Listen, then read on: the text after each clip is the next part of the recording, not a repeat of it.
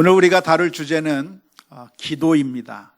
기도에 대해서는 그동안 수없이 많이 설교를 해왔고 많이 들었던 주제이기 때문에 기도에 대해서는 우리가 익히 잘 알고 있지만, 그러나 이번 신앙 강좌를 통해서 기도에 대한 체계적이고 성경적인 그 교훈을 정리할 필요가 있을 거라고 생각이 듭니다. 그래서 오늘 이 말씀을 함께 묵상하면서 기도에 대한 성경적인 가르침을 밝히 깨닫고 확신에 거할 수 있는 이 시간이 될 수 있기를 바랍니다. 기도가 무엇인가? 기도는 자녀인 우리가 우리의 아버지이신 하나님께 아뢰는 것이 기도입니다. 믿습니까? 우리가 누군가 하나님의 자녀예요. 기도를 생각할 때 제일 먼저 생각할 것이 있다고 한다면 하나님이 누구시고 그 하나님 앞에 기도하는 우리가 누구인가에 대한 것을 먼저 생각해야 되는데, 우리가 누구인가? 하나님의 자녀이고, 그리고 하나님은 우리의 아버지시라고 하는 사실을 먼저 분명하게 기억해야 될 줄로 믿습니다. 그래서 마치 자녀가 부모님에게 자신의 필요나 자신의 마음의 상태를 그 부모님에게 이야기하고 그 부모님으로부터 무엇인가를 얻기도 하고 위로를 얻기도 하고 또한 여러 가지 격려를 얻기도 하는 것처럼 우리가 하나님에게 나아가 우리의 사정을 아뢰는 것이, 그것이 기도라고 하는 사실을 우리가 분명하게 먼저 기억할 수 있으면 좋겠습니다. 기도는 하나님에게 우리에게 무엇이 필요한가를 알려드리는 것이 아닙니다. 통보하는 것이 아니죠. 왜 그럴까요? 하나님께서는 이미 우리에게 무엇이 필요한가를 알고 계십니다. 오늘 읽은 말씀 마태복음 6장 8절의 말씀이 바로 그 말씀이죠. 그러므로 그들을 본받지 말라. 구하기 전에 너희에게 있어야 할 것을 하나님 너희 아버지께서 아시느니라. 우리가 기도할 그 기도의 제목들을 우리가 하나님 앞에 알려줘야만 그때서야 그게 필요했었니? 깜짝 놀라면서 몰랐구나 하면서 우리에게 그것을 주시는 것이 아니라, 하나님께서는 우리에게 무엇이 필요한가를 이미 알고 계시다고 하는 사실을 우리가 기억해야 될 줄로 믿습니다. 그러면 질문이 떠오르죠. 알고 있는데 왜 기도하죠? 알고 계시는데 뭐 하려고 입이 아프게 또 이야기를 하고 우리가 하나님 앞에 기도하는 이유가 무엇일까요? 기도는 모르는 것을 알려드리는 것이 기도가 아니라 사실은 하나님과의 교제라고 말할 수가 있습니다. 다시 말하자면 우리의 모든 사정을 알고 계시는 그 하나님 앞에 우리의 마음을 토로하는 거죠. 근데 여러분, 대화를 하려고 하면 누구랑 대화가 잘 되나요? 말이 통하는 사람하고 대화가 잘 되죠? 말이 안 통하는 사람하고는 대화가 되나요? 얘기를 하는데 못 알아듣는 사람하고 얘기가 됩니까? 안 돼요. 그게 누구예요? 우리 남편인가요? 아무튼 대화가 언제 가능하냐면 우리를 이해하시는 분 앞에서 우리가 대화가 가능한 거예요. 여기 바위덩어리가 있는데 바위덩어리 앞에 가서 대화가 되겠습니까? 그 바위덩어리가 내 사정을 알아들을 수도 없고 알 수도 없기 때문에 대화가 안 되는 것이죠. 하지만 누구하고 대화가 되죠?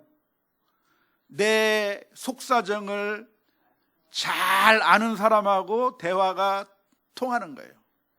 예를 들어서 어떤 그 종업원이 있는데요. 종업원이 있는데 그 종업원이 일하면서 힘들어 죽겠다고 하는 그 사정을 사장님하고 같이 앉아가지고 힘들어 죽겠습니다라고 이야기하면 대화가 될까요? 잘 안 돼요. 그래서 누구랑 얘기하면 대화가 잘 돼요? 같은 동료끼리 이야기하면 대화가 잘 되는 것이죠. 장례식 때 이제 우리나라 장례식은 그냥 예배만 드리고 조문만 해버리고 끝나는 그런 장례식입니다만은 미국에서 장례식은 이렇게 뷰잉이라고 해가지고 마지막 가기 전에 이렇게 같이 예배를 드리면서 예배를 드리고 나고 예배가 끝나면 이 앞에 시신을 모셔놓으면 그 시신 관에 시신을 넣어놓으면 그 관 뚜껑을 반절쯤 열어놔요. 그러면 시신을 잘 화장을 하고 평상시 옷을 잘 입혀놓고 마치 살아있는 것처럼 그렇게 잘 화장을 해서 이렇게 해놓으면 그 장례식에 참석한 사람들이 한 사람씩 나와서 마지막으로 지금 돌아가신 분을 한번 보기도 하고 그 옆을 지나가면서 유족들이 쭉 서 있으면 유족들하고 인사를 하면서 정말 마음이 아픕니다. 힘내세요. 인사하면서 쭉쭉쭉쭉 지나가는 게 미국 장례식이 그렇게 돼 있어요. 그런데 그 장례식을 할 때 보면 사랑하는 아들이 죽어서 장례식을 합니다. 그래서 아들의 시신을 놓고 그 엄마가 그 옆에 서 있는 거예요.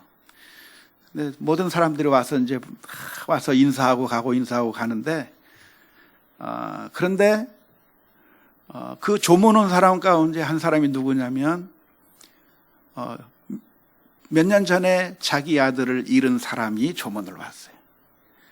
근데 그 사람이 이렇게 조문하고 시신을 보고 서 있는 그 어머니를 봤는데 손을 딱 잡으니까 어떻게 돼요? 감정이 통하는 거예요. 맞아. 그때 당신도 아들을 잃었었지.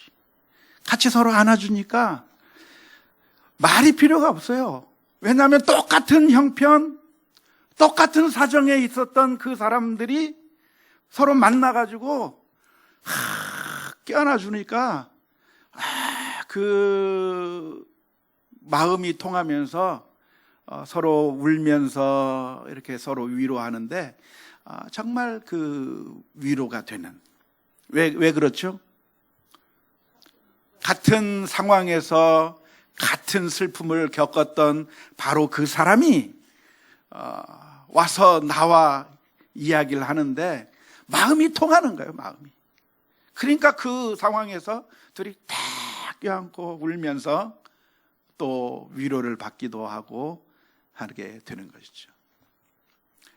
내 사정을 몰라주시는 사람 앞에 가가지고 하나님 이것 때문에 힘들어요, 저것 때문에 힘들어요 이야기하면 하나님께서 그냥 그까짓 가지고 뭘 그러냐 라고 말씀하시는 하나님이 아니라, 하나님은 어떤 하나님이라? 내가 다 안다. 우리의 사정과 형편을 전혀 모르시는 그 하나님 앞에 우리가 기도하며 나가는 것이 아니라, 하나님은 어떤 하나님이시에요? 우리에게 있는 대제사장은 우리의 연약함을 동정하지 못하실 리가 아니요, 모든 일에 우리와 똑같이 시험을 받으신 이르되 죄는 없으시니라. 우리 주님께서 우리의 아픔과 슬픔을 그 누구보다도 더 잘 아시는 그 하나님 앞에 우리가 나가 기도하는 것이라고 하는 것을 우리가 기억해야 될 줄로 믿습니다. 아무것도 이해해 주지 못하는 사람들 앞에 가서 그냥 입만 아프게 이야기할 것이 아니라 사실은 우리를 너무나도 잘 알고 계시는 그 하나님 앞에 나아가 기도하는 것이 우리에게 필요할 것이라고 믿습니다. 기도는 아버지신 하나님 앞에 나아가 기도하는 것이고, 그 하나님께서는 우리의 사정을 잘 아실 뿐만 아니라 우리에게 가장 좋은 것으로 응답해 주실 하나님이라고 하는 사실을 기억하면서 하나님 앞에 나아가 엎드리고 기도해야 될 줄로 믿습니다. 자, 그러면 우리가 기도를 하나님 앞에 나아가 기도를 하게 되는데, 사실 우리가 하나님 앞에 나아가 기도한다는 것은 말도 안 되는 거예요. 왜 말이 안 되는 거냐면, 하나님은 거룩하신 하나님이신데 우리는 그 거룩하신 하나님 앞에 나갈 수 있을 만큼 깨끗하고 완벽하고 흠이 없는 사람들이 아니기 때문에 그래요. 그렇죠? 만일 우리들 가운데 뭔가 잘못이 있으면 그 잘못이 있는 상태에서, 죄가 있는 상태에서 정말 우리들의 그 가슴 속 깊은 곳까지 꿰뚫어 보시는 그 하나님 앞에 나아가는 게 가능합니까? 불가능합니까? 무서워서 못 나가는 거죠. 우리 성도님들 가운데는 제가 앉아 있으면은 제 근처에 오지도 않아요. 저는 모르는데 저랑 같이 상에 안 앉으려고 그러는데 왜 그러시는 거예요? 모르겠어요, 저는. 그런데 저는 여러분들을 모르지만 하나님은 우리의 그 사악한 마음을 꿰뚫어 보시는 하나님, 우리의 죄악을 낱낱이 보시는 하나님, 우리가 마치 거룩한 사람인 양 좋은 옷으로 치장을 하고, 그리고 우리들의 입술에는 마치 정의를 부르짖고 옳은 말만 하고 정의만 이야기하는 것 같아서 저 사람은 완전히 깨끗한 사람인 것처럼 착각하게 만들 수도 있겠지만, 그러나 하나님 앞에 가면 우리의 죄악이 낱낱이 드러나고 우리의 허물이 다 드러나는데, 그런 우리 죄인들이 어떻게 하나님 앞에 나가서 기도하는 것이 가능하겠습니까? 불가능한 거죠. 사실 우리가 하나님 앞에 서게 된다고 하면 우리는 하나님 앞에 바로 서는 것이 아니라 우리는 무서워서 도망가야만 하는 것이 우리들의 모습입니다. 마치 베드로처럼, 베드로는 예수님을 처음 만나게 되었을 때 예수님 앞에서 밤새도록 물고기를 잡으려고 했지만 한 마리도 잡지 못했던 그 상황에서 예수님께서 수많은 물고기를 잡게 해주셨을 때 베드로는 환호성을 지르면서 이제 나는 부자가 됐다, 이제 나는 예수님과 함께 있으면 이제 거부가 되겠다고 기뻐한 것이 아니라, 베드로는 그 예수님 앞에서 뭐라고 말했습니까? 주님, 나를 떠나소서, 나는 죄인으로서이다.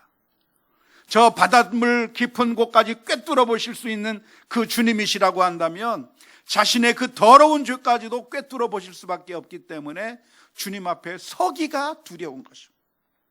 그런데 어떻게 우리가 거룩하신 하나님, 완벽하신 하나님 앞에 나갈 수가 있습니까? 불가능한 거죠.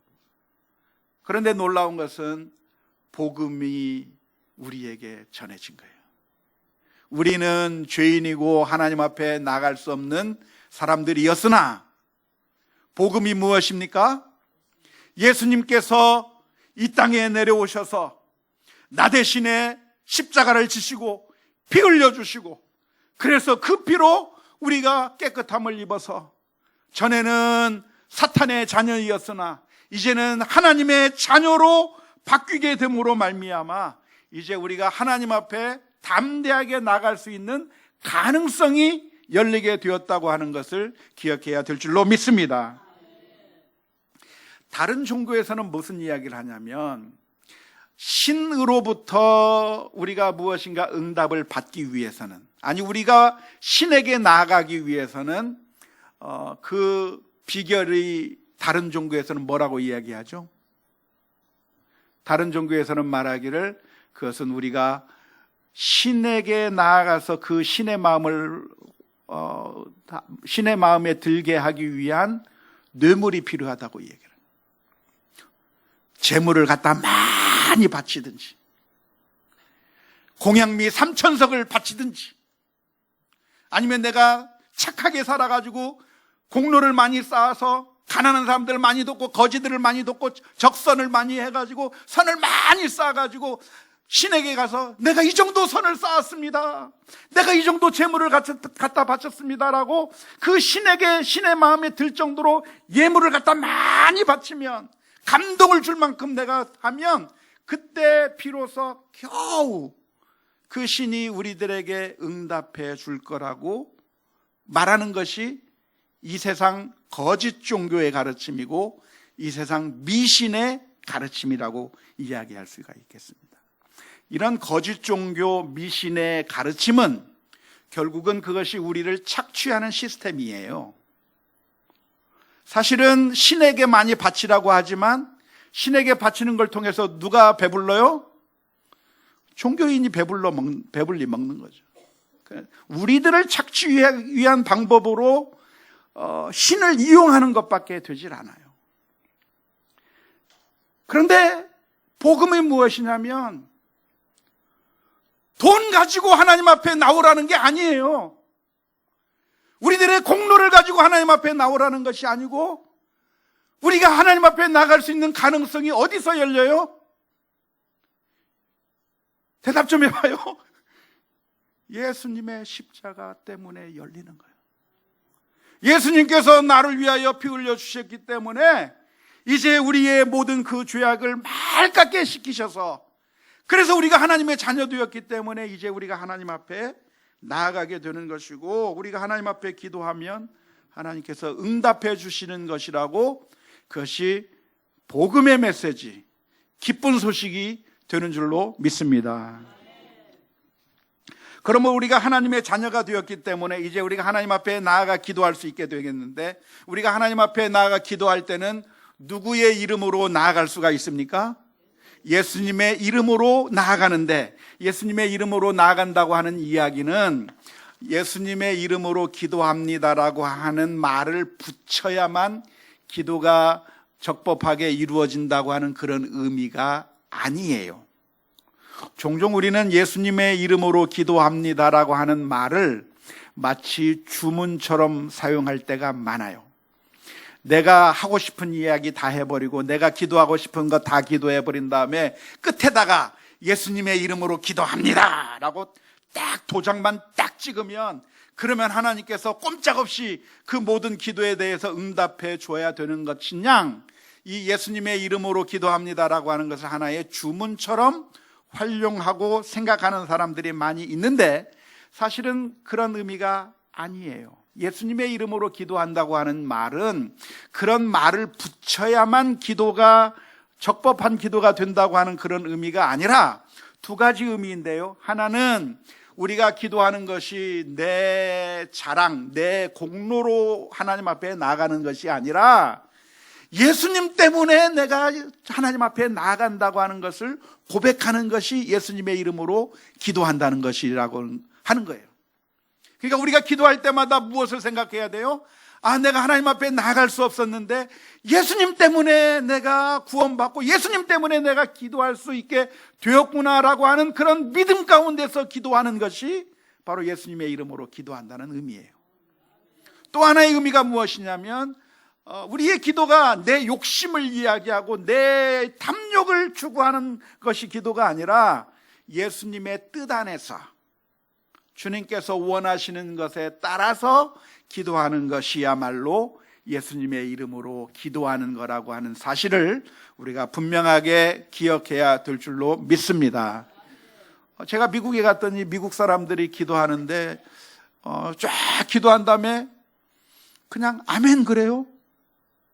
예수님의 이름으로 기도합니다라는 말을 안 해요. 그냥 쭉 기도하더니만 아멘 그래요. 그래서 깜짝 놀랐어요. 예수님의 이름으로 in Jesus name 뭐 이런 식으로 얘기를 해야 되는데 왜 안 할까?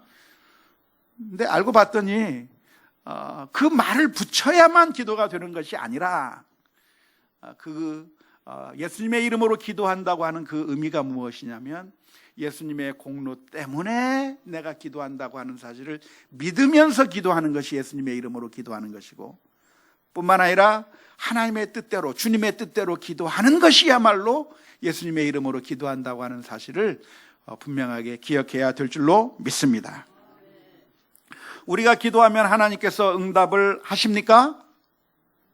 네, 하십니다. 첫 번째 기억할 것이 있다고 한다면 하나님께서는 언제나 우리의 기도를 들으십니다. 안 들으시는 것이 아니라 들으십니다.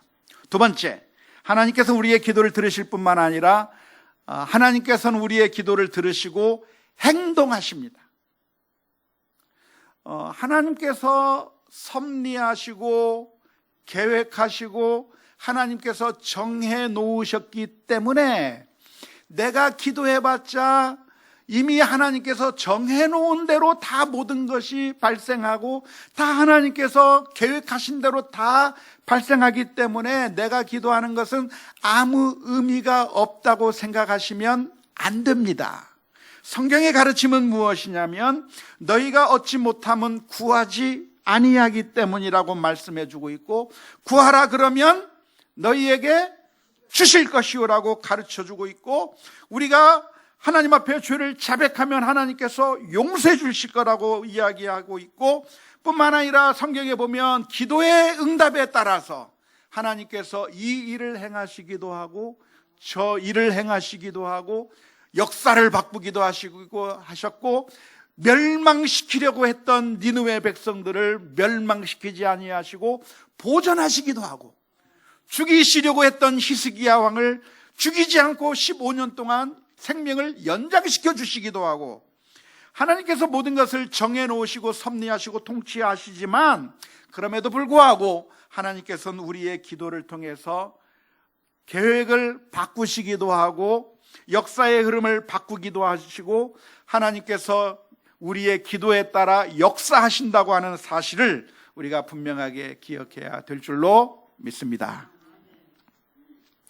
그러나 하나님의 기도는 무엇인가? 항상 우리가 기도한 대로 응답해 주시는 것이 아니라 하나님께서 보시기에 가장 좋은 것으로 응답해 주십니다.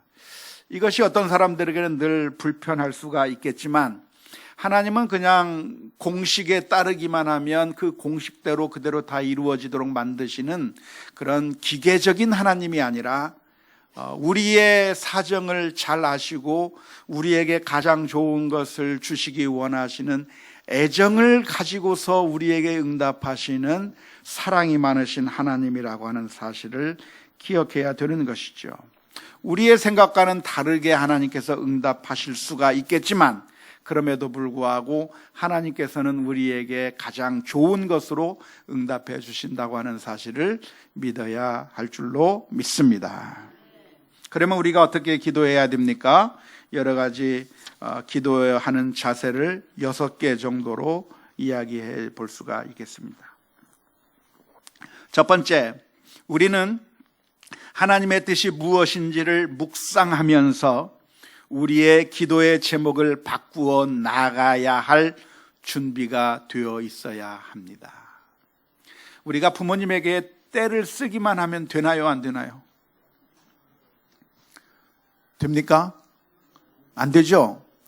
부모님의 뜻이 무엇인가를 살펴볼 필요가 있는 것처럼 우리가 기도하다가 내가 했던 그 기도의 제목이 혹시 하나님께서 원하시지 않는 것인지 늘 진단해 봐야 하고 하나님의 뜻에 맞게 우리들의 기도의 제목들을 바꾸어 나아갈 준비가 되어 있어야 합니다. 하나님이 정말 나에게 어떤 기도 제목을 가지고 기도하기를 원하시는지 늘 하나님의 말씀을 묵상하면서 하나님의 뜻에 우리의 기도 제목을 바꾸어 나가야 될 준비가 되어 있어야 합니다. 예수님께서는 십자가를 지지 않으시면 좋겠다고 기도했지만 기도하는 가운데 하나님의 뜻 앞에 순종했습니다. 그러나 하나님께서 아버지께서 원하신다면 아버지의 뜻이 이루어지기를 원하나이다. 바울 사도도 자신의 육체의 가시가 없어지기를 기도했지만 하나님의 뜻을 깨닫고 그 육체의 가시를 주신 그 하나님께 오히려 감사할 수 있었던 것처럼 우리가 우리의 기도 제목을 그냥 끝까지 밀어붙이는 것이 바른 태도가 아니라 하나님의 뜻이 무엇인가를 분별하며 하나님의 음성에 귀를 기울이는 그런 자세를 가져야 될 줄로 믿습니다.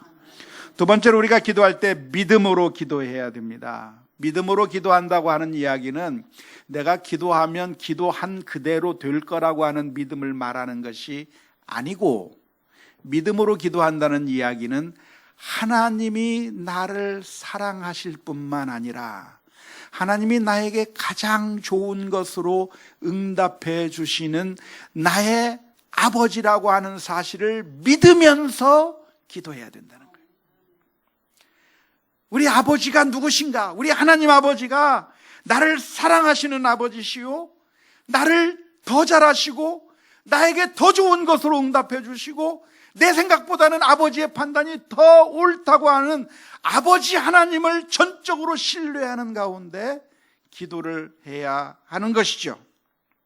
때로는 우리의 원대로 되지 않는다고 할지라도 모든 것이 합력하여 선을 이루게 하시는 하나님을 의지해야 되고 모든 염려를 하나님께 맡기며 기도해야 될 것이라고 믿습니다.